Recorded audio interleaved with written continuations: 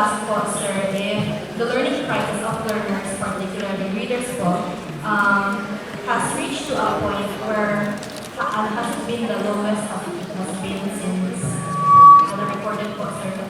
Or to put it into simpler terms po, is literacy the lowest has been? Not really. It has been flat, I should say. It has been flat. It has been going on for so many years.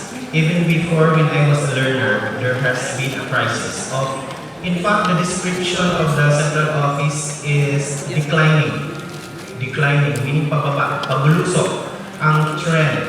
And it was exaggerated or naging malala because of the pandemic where all of you were not able to go to the classrooms physically. Instead, you went through with so many learning modalities that are not used to.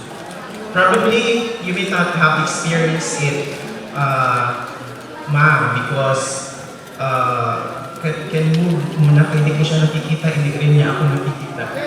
Maybe you have not experienced the decline of learning because you are intelligent in the classroom. That's why you were chosen to participate in the RSPC. But majority of those who don't know but are going into classrooms but are listed as our learners, their performance is really declining. So we have to consider it as a reality that needs to be addressed. Did I answer your question? Yes, sir. Thank you for and apologies again. No, don't you apologize.